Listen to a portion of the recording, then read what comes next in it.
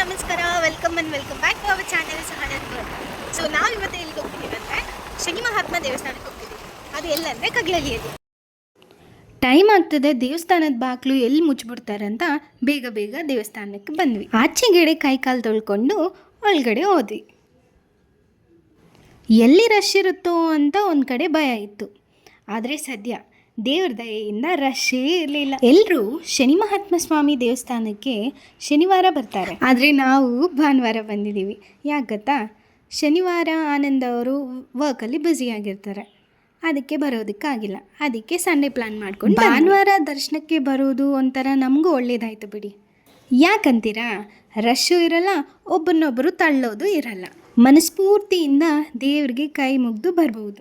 ಸರಿ ಬನ್ನಿ, ನಮ್ಮೊಂದಿಗೆ ನೀವು ಕೂಡ ದರ್ಶನ ಮಾಡಿ. ಮೊದಲನೇದಾಗಿ ಶ್ರೀ ಮಹಾಗಣಪತಿ ಮತ್ತು ಶ್ರೀ ಸುಬ್ರಹ್ಮಣ್ಯ ಸ್ವಾಮಿಯವರ ದರ್ಶನ, ಮತ್ತು ಶ್ರೀ ಶನಿ ಮಹಾತ್ಮ ಸ್ವಾಮಿಯವರ ದರ್ಶನ, ಮತ್ತು ಶ್ರೀ ವೆಂಕಟೇಶ್ವರ ನಾರಾಯಣ ಮತ್ತು ಶ್ರೀ ಲಕ್ಷ್ಮೀ ಅಮ್ಮನವರ ದರ್ಶನ, ನಂತರ ಶ್ರೀ ಮಂಜುನಾಥ ಸ್ವಾಮಿಯವರ ದರ್ಶನ, ಆಮೇಲೆ ಶ್ರೀ ಪಾರ್ವತಮ್ಮನವರ ದರ್ಶನ ಭಾಗ್ಯ ಸಿಗುತ್ತೆ.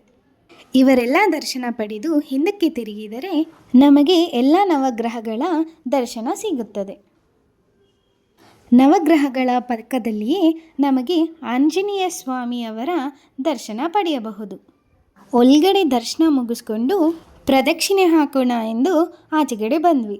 ದೇವಸ್ಥಾನಕ್ಕೆ ಬಂದಿದ್ದು ಒಂಥರ ಮನಸ್ಸಿಗೆ ನೆಮ್ಮದಿ ಅನ್ನಿಸ್ತು. ಅದು ಅಲ್ಲದೆ ನಮ್ಮ ವಿಡಿಯೋ ಮೂಲಕ ನೀವು ದೇವರನ್ನು ನೋಡೋದು ನಮಗೆ ಇದ್ದಿದ್ದು ಖುಷಿ ಆಯಿತು. ನಾರ್ಮಲ್ ಆಗಿ ಇಲ್ಲಿ ಲೆಫ್ಟ್ ಸೈಡ್ ಕಾಣಿಸ್ತಿದೆಯಲ್ವಾ, ಇಲ್ಲೆಲ್ಲ ಪ್ರಸಾದ ಬಡಿಸ್ತಾ ಇದ್ರು. ಸ್ಯಾಟರ್ಡೇಸ್ ಅಂತೂ ಫುಲ್ಲಾಗಿ ರಶ್ ಇರುತ್ತೆ, ಕೇಳೋಕ್ಕೆ ಹೋಗಬೇಡಿ. ದೇವಸ್ಥಾನದ ಆಚೆ ನಿಮಗೆ ಹಿಂಗೆ ಕಾಣುತ್ತೆ. ನಾನು ವಿಡಿಯೋ ತೆಗಿತಿದ್ರೆ ಆನಂದ್ ಅವರ ಎಕ್ಸ್ಪ್ರೆಷನ್ ನೋಡಿ. ಈ ಹೆಣ್ಮಕ್ಳು ಅದು ಎಷ್ಟು ಪೋಸ್ ಕೊಡ್ತಾರಪ್ಪ ಅಂತ ಒಳಗಡೆನೆ ಬೈಕೊತಿದ್ದಾರೆ. ಹೋಗೋ ದಾರಿಯಲ್ಲಿಯೇ ನಿಮ್ಗೆ ಇನ್ನೊಂದು ದೇವಸ್ಥಾನ ತೋರಿಸ್ಬಿಡ್ತೀವಿ. ಆರ್ಚ್ ನೋಡಿ ಕಂಡಿಡ್ದು ಬಿಟ್ರಲ್ಲ.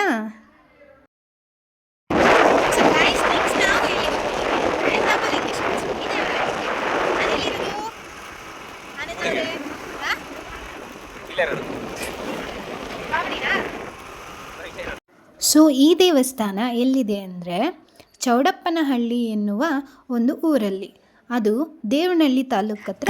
ನಿಮ್ಗೆ ಇನ್ನೊಂದು ಹೇಳ, ನಾವು ಭಾನುವಾರ ದೇವಸ್ಥಾನಕ್ಕೆ ಹೋಗಿರೋದ್ರಿಂದ ಶನಿ ಮಹಾತ್ಮ ಸ್ವಾಮಿ ದೇವಸ್ಥಾನದಲ್ಲಿ ರಶ್ಶೇ ಇರಲಿಲ್ಲ.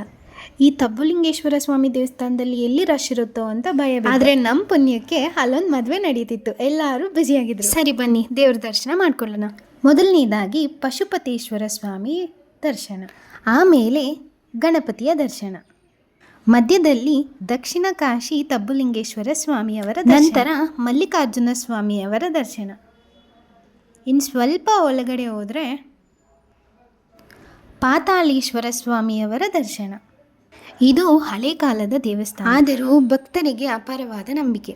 ನೆಕ್ಸ್ಟ್ ವೈದ್ಯನಾಥೇಶ್ವರ ಸ್ವಾಮಿಯವರ ದರ್ಶನ, ಪಕ್ಕದಲ್ಲಿಯೇ ಸುಬ್ರಹ್ಮಣ್ಯ ಸ್ವಾಮಿಯವರ ದರ್ಶನ. ಹಾಗೆ ಸ್ವಲ್ಪ ಒಳಗಡೆ ಹೋದರೆ ನಮಗೆ ಗಂಗಾಧರೇಶ್ವರ ಸ್ವಾಮಿಯವರ ದರ್ಶನ.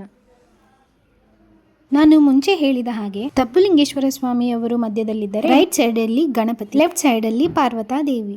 ಸ್ವಲ್ಪ ಮುಂದೆ ಹೋದರೆ ಕಾಶಿ ವಿಶ್ವನಾಥೇಶ್ವರ ಸ್ವಾಮಿ ದರ್ಶನ, ನಂತರ ಮಂಜುನಾಥೇಶ್ವರ ಸ್ವಾಮಿಯವರ ದರ್ಶನ. ದೇವರ ಕೃಪೆಯಿಂದ ದೇವರ ದರ್ಶನ ಭಾಗ್ಯವನ್ನು ಪಡೆದು ಮನೆಗೆ ಹೊರಟ್ವಿ. ಮತ್ತೆ ಮುಂದಿನ ವ್ಲಾಗಲ್ಲಿ ಸಿಗೋಣ. ಅಲ್ಲಿಯವರೆಗೂ take care, love you all, bye.